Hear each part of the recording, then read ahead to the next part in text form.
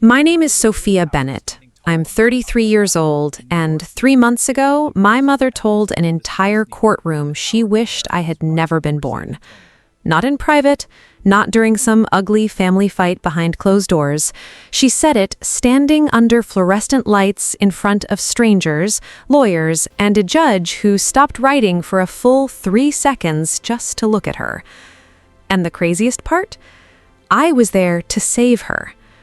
Before I tell you what happened, take a second to like and subscribe if you enjoy emotional, real lifestyle stories like this.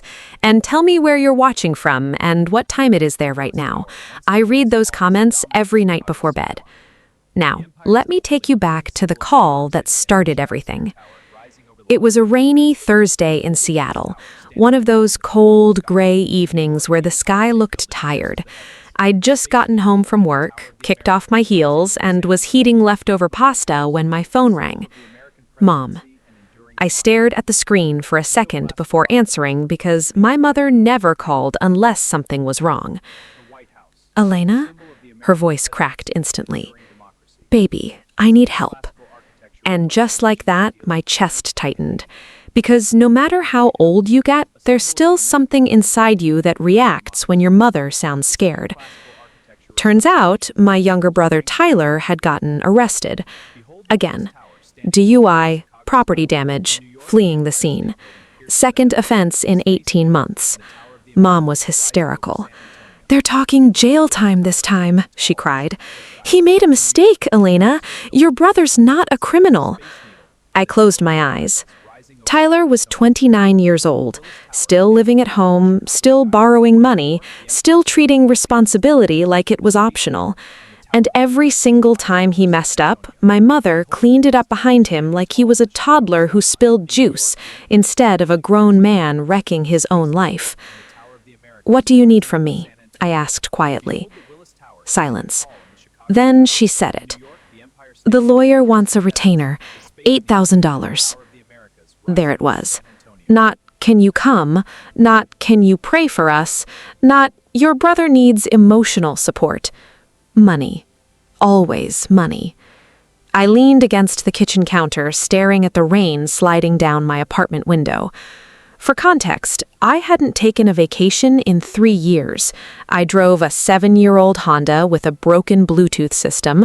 I worked 50-hour weeks at a medical software company because stability mattered to me. Meanwhile, Tyler somehow always had new sneakers. "You there?" Mom asked. "Yeah." "Elena, please, we're family." Funny how family only becomes important when somebody needs your wallet. Still, I wired the money. Because somewhere deep down, I still believed maybe this time things would change. Maybe this time my mother would finally see me too. I should have known better. Growing up, Tyler was the sun and I was just weather. Everything revolved around him. When he scored 1 touchdown in high school football, Mom threw a backyard barbecue for 40 people. When I got a full academic scholarship to Northwestern, she forgot to come to the award ceremony because Tyler had practice. When Tyler totaled Dad's truck at 19, Mom called it a learning experience. When I graduated college with honors, she mailed me a card 3 weeks late with $20 inside. Not because she was cruel exactly, just selective. Tyler made her feel needed. I made her feel unnecessary. That's the part people don't talk about enough. Sometimes parents resent the child who survives without them. Anyway, after I wired the $8,000, Mom called me every day for a week. Sweet as peach tea. "You're such a blessing. I don't know what we'd do without you. You've always had the biggest heart." I wish I could explain how addictive that is. When someone starves you emotionally your whole life, even crumbs start feeling like a feast. Then came the next ask. Of course, there was a next ask. The lawyer wanted character witnesses at Tyler's hearing in Tennessee. Mom said the judge needed to see Tyler came from good people. Good people. Tyler drove drunk through somebody's fence at 2 a.m., but sure, let's build a Hallmark movie around him. Elena, if you came home and spoke for your brother, it would mean everything. I almost said no. I really did. But then Mom hit me with the sentence she always used when she wanted to unlock guilt like a weapon. This family needs you. So I booked the flight. Seattle to Nashville. $1,200 last minute. Hotel because staying at Mom's house meant sleeping on a couch beside Tyler's gaming setup while he screamed into a headset at teenagers online. The whole time, I kept thinking, maybe this would finally be the moment. Maybe Mom would look at me with pride instead of usefulness. Maybe Tyler would say thank you. Maybe I'd stop feeling like the family ATM with emotional support features included. I landed in Nashville on a Tuesday night. Humid air, sticky heat, the smell of cigarettes and summer pavement. Mom picked me up at the airport. The second I got into the car, she started talking about Tyler. Not, how was your flight? Not, you look tired. Not even, I missed you. Just Tyler. His anxiety's been terrible. He hasn't been sleeping. You know how sensitive he is. Sensitive? This man punched a hole through a gas station freezer last year because they close early. I looked out the passenger window the entire drive. At one point, Mom finally glanced over and said, "You know your brother loves you, right?" I almost laughed. Love without accountability is just manipulation wearing perfume. The hearing was Thursday morning. Small courthouse, tan brick walls, cold air conditioning that made the room feel weirdly sterile.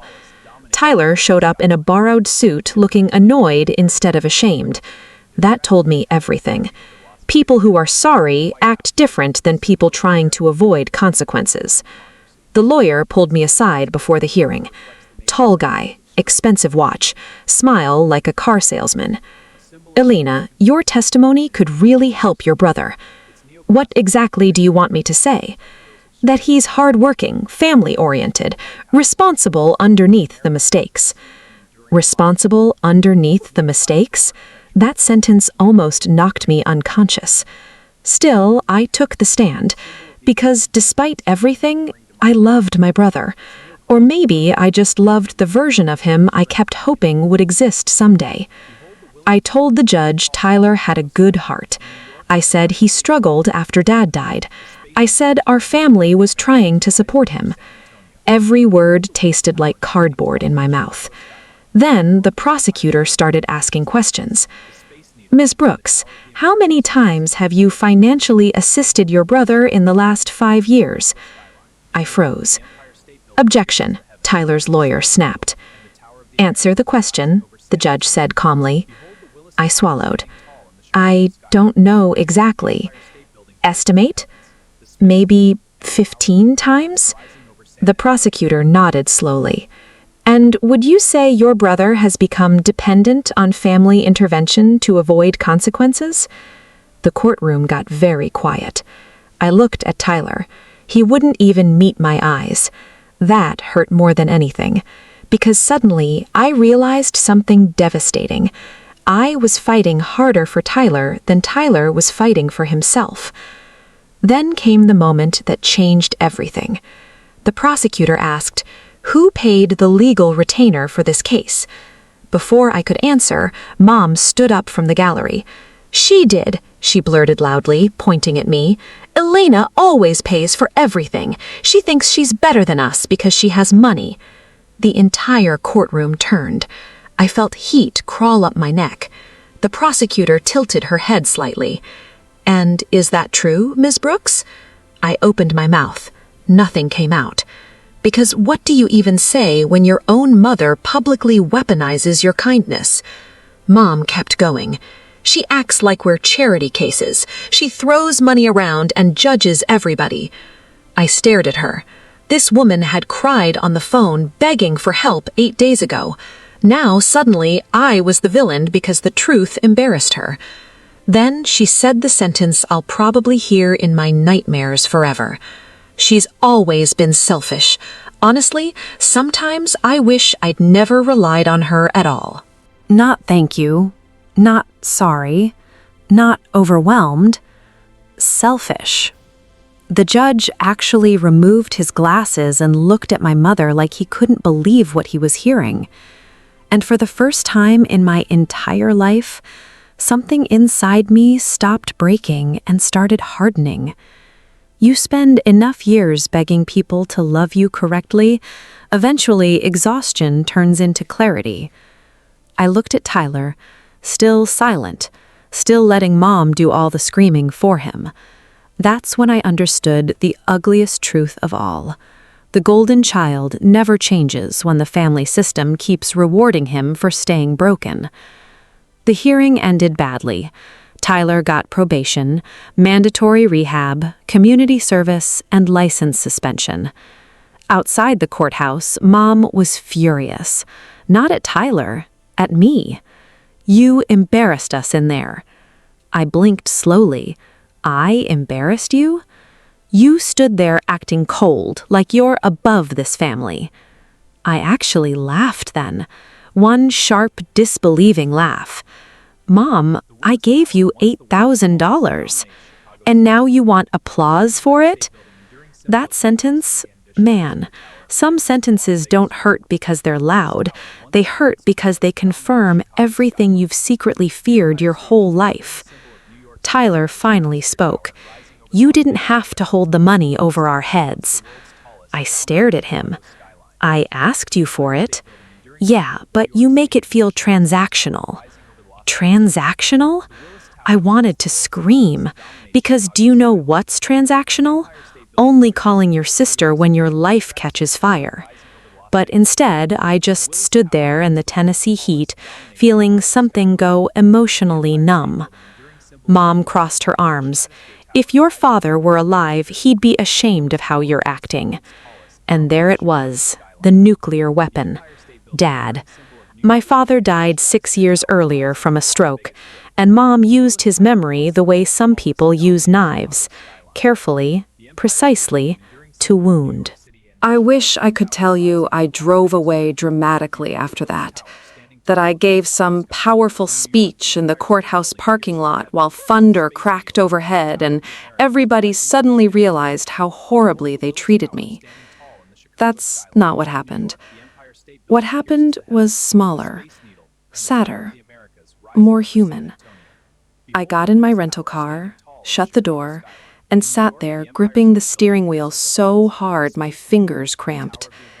And then I cried quietly, because even after everything, some part of me still wanted my mother to run after me. She didn't. Through the windshield, I watched her fuss over Tyler instead, straightening his tie, touching his cheek, protecting him from consequences like she always had. I was never her emergency. I was her insurance policy. That realization hit harder than anything said in that courtroom. I drove back to the hotel in silence. The Tennessee sky had turned dark blue by then, heavy with summer rain. Every gas station sign blurred through tears I kept wiping away at red lights. Back in my room, I kicked off my shoes and stared at myself in the mirror for a long time. Mascara smudged, eyes swollen, 33 years old. And suddenly I saw it. Not the successful daughter, not the dependable one, not the fixer. Just a tired woman trying to earn love from people who had already decided she was only valuable when useful. That night, I opened my banking app. I wish I could tell you I did it confidently. Truth is, my hands were shaking. Over the years, I'd given Tyler and Mom more than $40,000. 40,000. Emergency rent, car repairs, legal fees, temporary loans, medical bills, electric shutoff notices. Every single payment came wrapped in guilt and urgency, and every single time I told myself, this is the last time. But broken family dynamics are like casinos. You lose over and over, chasing the one moment you finally feel chosen. At 1:14 in the morning, my phone buzzed. Mom. I almost ignored it. Almost. But trauma does this thing where your nervous system still answers the people who hurt you, because somewhere deep down, you think maybe this call will finally be different. I picked up. Mom didn't even say hello. We need another 2,000. I actually thought I misheard her. What? The lawyer says rehab payments need to be secured up front. I sat there stunned. No apology, no acknowledgement of the courtroom, nothing. Just another invoice attached to being related to them. Mom, Alina, please don't start. Start? Like I was the problem beginning instead of the problem ending? You told a courtroom I was selfish. You're twisting my words. No, I'm remembering them. A long silence. Then her voice changed, harder now. You know your brother could go to jail if you don't help. And there it was again. Fear, guilt, pressure. The family business model. I looked around the hotel room, at my suitcase, my blazer draped over the chair, the takeout container untouched on the nightstand, and I realized, almost embarrassing, I was lonely. Not alone, lonely. There's a difference. Alone is physical. Lonely is grieving people who are still alive. My throat tightened. Mom, I said softly, when was the last time you called just to ask how I was doing? Silence. I waited. Nothing. No answer, because she couldn't think of one. Finally, she sighed dramatically. This isn't about you right now. That sentence healed me more than therapy ever could, because for the first time, she said the quiet part out loud. It was never about me. Not my feelings, not my sacrifices, not my exhaustion. My role in the family was simple: provide, forgive, repeat. And suddenly, I was done auditioning for a role I never should have accepted. No, I said quietly. I'm not sending more money. Dead silence. Then came the explosion. You are unbelievable. I almost laughed at the irony. After everything they'd taken from me, setting one boundary suddenly made me the villain. You think you're too good for us now because you moved to Seattle? No. No. Then what is it, Elena? I closed my eyes. It's because I finally realized love shouldn't feel like debt. That shut her up for about 3 seconds. Then came the crying. Real tears, too. My mother could cry on command like an Oscar winner, but this sounded genuine. You're abandoning your family! And there it was, the sentence children from dysfunctional homes fear most. Because when you're raised to carry everyone emotionally, choosing yourself feels like violence. I almost caved. Seriously, my thumb was literally hovering over my banking app again. That's how conditioning works. People think boundaries happen in one brave cinematic moment. Usually, it's 50 tiny moments where you choose not to betray yourself again. I love you, I whispered, but I'm done financing this family's chaos. Then I hung up. My whole body shook afterward. I barely slept. The next morning, I boarded my flight back to Seattle feeling hollowed out, like someone had scooped my insides clean. When I landed, my best friend Maya picked me up from the airport. The second I got into her car, she looked at my face and said, "Oh, babe, what happened?" And I broke. Not graceful tears either. ugly crying, the kind where you can't breathe correctly.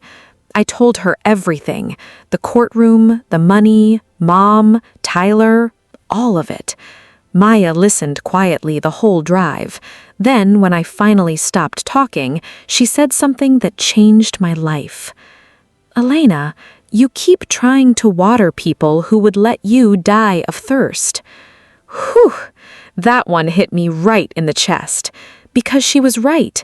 I'd spent my entire adulthood over-functioning for under-grateful people. Not because I was strong, because I was scared. Scared that if I stopped giving, nobody would keep me. The next few weeks were ugly. Mom called constantly, sometimes crying, sometimes furious. Tyler texted paragraphs about loyalty and family. One message actually said, "Dad would have wanted you to help." I blocked his number after that. You do not get to weaponize a dead parent because your life has consequences. Then the extended family joined in. Aunt Linda called me cold-hearted. Cousin Rachel posted some vague Facebook status about people who forget where they came from.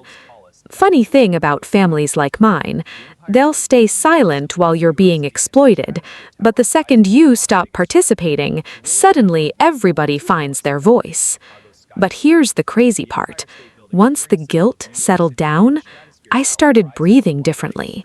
Like my nervous system finally realized the emergency was over.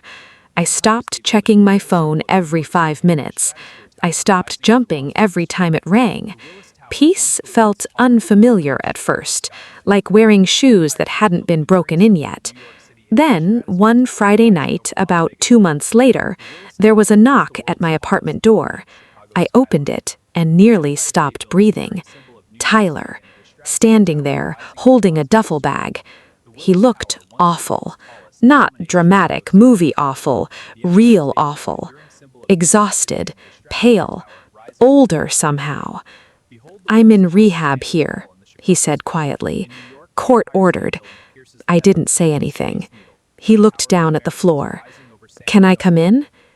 Every survival instinct in my body screamed no, but another part, the sister part, still remembered teaching him multiplication tables at the kitchen counter when he was 8 years old. So I stepped aside. We sat in silence for almost a full minute. Then Tyler finally spoke. "Mom told you ruined the family." I snorted softly. "Sounds about right." He rubbed his hands together nervously. "She also said you think you're better than everybody." "And what do you think?" Long pause.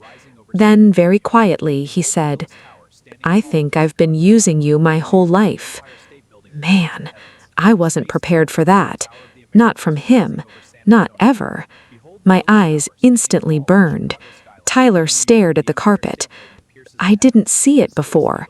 Rehab kind of forces you to look at yourself without all the excuses. I stayed quiet. "You know what my counselor asked me?" he said with a sad laugh. He asked why the most responsible person in the family was also the most emotionally neglected. That sentence knocked the air out of me, because strangers saw it in 5 minutes, while I spent 33 years trying to earn my place.